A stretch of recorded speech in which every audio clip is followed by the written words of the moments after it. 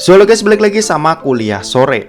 Tahun 2021 ini banyak banget ya smartphone di bawah harga 2 jutaan yang performanya udah bagus. Kalau tahun-tahun sebelumnya smartphone di harga segini itu spesifikasi yang ditawarkan biasa aja, di tahun 2021 ini para brand udah berani pasang badan buat kasih smartphone dengan spesifikasi yang bersaing. Nah, di video kali ini kuliah sore mau share nih smartphone yang rilis di tahun 2021 dan punya kelas harga 1,5 juta sampai 1,9 jutaan yang worth it buat kalian beli yang mentingin performa. Dan langsung aja, berikut adalah 10 smartphone ngebut di bawah harga 2 jutaan versi kuliah sore. Oke, yang pertama ini datang dari smartphone lokal dulu ya. Yang ini beneran bagus buat kalian yang cari performa bagus. Yap, ini adalah Advan GX. Chipsetnya ini pakai Unisoc T618, RAM berkapasitas 6GB, internal 64GB dan pakai sistem operasi Android 11. Untuk uni SoC ini itu performanya 11-12 ya sama MediaTek Helio G85 yang kita semua tahu kalau chipset itu udah bagus banget buat HP kelas entry level. Main game ini enak banget ya, hampir semua game menengah ke bawah ini bisa dilibas sama smartphone ini. Mulai dari Mobile Legends, PUBG Mobile, dan bahkan sampai Genshin Impact ini masih bisa jalan di sini. Untuk baterainya sendiri ada di 5200 mAh yang pastinya udah mampu ya buat menunjang kebutuhan harian. Dan ini kecepatan ngecasnya sayangnya cuma masih 10 watt aja yang bakalan kerasa lama. Nah, untuk harganya sendiri Advan GX ini dibanderol dengan harga Rp1.799.000. Buat kalian yang tertarik langsung aja cek link yang ada di deskripsi. Oke, yang kedua ini ada Infinix Hot 11. Smartphone ini itu baru aja rilis ya dengan berbekal chipset MediaTek Helio G70, RAM berkapasitas 4GB dan memori internal berkapasitas 64GB. Nah, buat performanya ini udah ngangkat banget. Mobile Legends dan PUBG Mobile adalah contoh-contoh game yang lancar banget ya buat mainin di sini. Untuk baterainya sendiri, Infinix Hot 11 ini itu punya kapasitas 5200 mAh yang untuk daya tahannya ini udah tergolong bagus. Sementara buat kecepatan ngecasnya sendiri ini ada di 10 watt aja yang bakalan kerasa lama.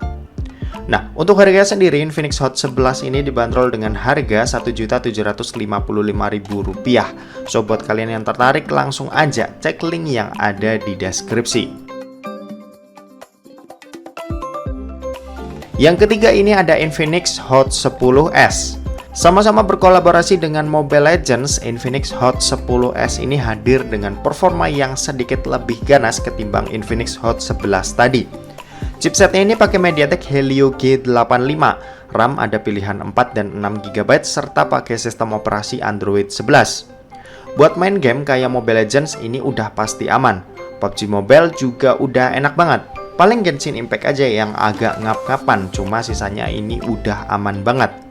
Nah, buat daya tahannya sendiri, smartphone ini punya baterai berkapasitas 6000 mAh yang kecepatan ngecasnya sayangnya cuma 10 watt aja.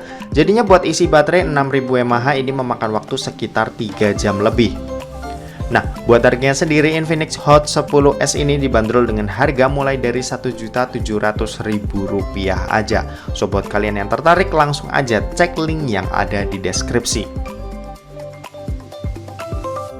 Yang keempat ini ada Infinix Note 10. Smartphone ini itu juga sama ya kayak Infinix Hot 10s tadi yang pakai chipset MediaTek Helio G85, pilihan RAM 4 dan 6GB serta pakai sistem operasi Android 11. Nah, buat performanya ini mirip-mirip ya kayak Infinix Hot 10s. Buat kebanyakan game ini udah aman. Paling perbedaan dari kedua HP ini itu ada di masalah harga dan fitur-fitur lainnya aja yang kalian perlu tahu lebih jauh. Untuk baterainya sendiri ini berkapasitas 5000 mAh dengan kecepatan ngecas 18 watt yang udah tergolong ngebut.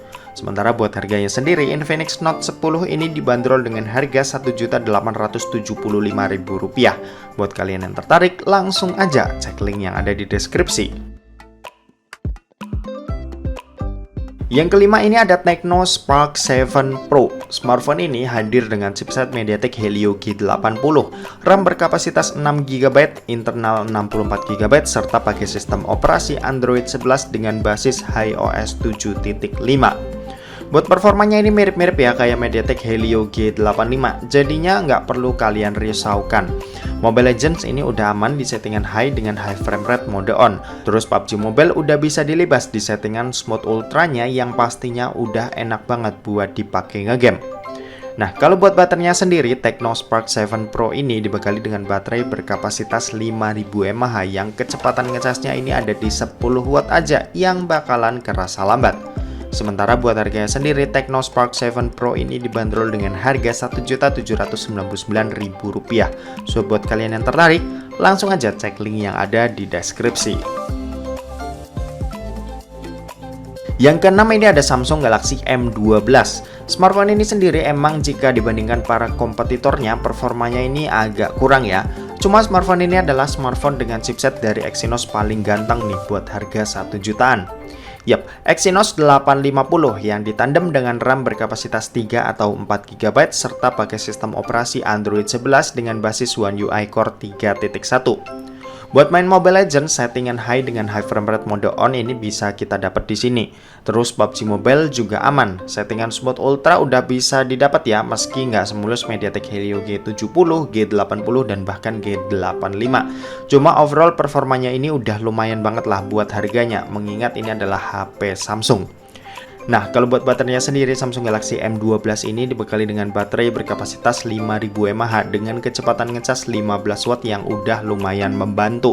Sementara buat harganya sendiri, Samsung Galaxy M12 ini dibanderol dengan harga mulai dari Rp1.699.000. Yang ketujuh ini ada Poco M3. Yap, smartphone ini adalah smartphone yang rilis di awal tahun ini ya dengan berbekal Snapdragon 662, RAM berkapasitas 4 dan 6 GB serta pakai sistem operasi Android 10 dengan basis MIUI 12. Buat performanya ini emang nggak segarang MediaTek G series tadi. Cuma smartphone ini kasih beberapa hal penting yang nggak didapetin dari smartphone sebelumnya.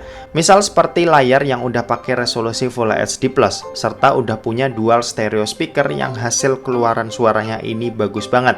Buat baterainya ini juga tergolong gede ya, yaitu ada 6000 mAh yang punya kecepatan ngecas 18 watt.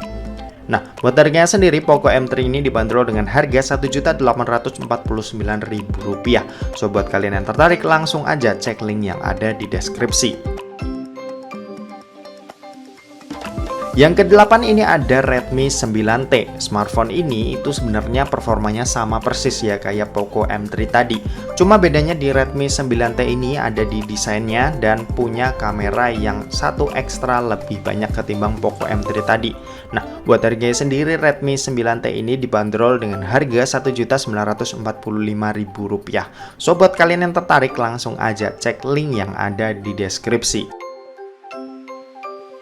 Yang kesembilan ini ada Realme Narzo 30A. Smartphone ini berbekal chipset MediaTek Helio G85, RAM berkapasitas 4 GB, pakai sistem operasi Android 10 dengan basis Realme UI.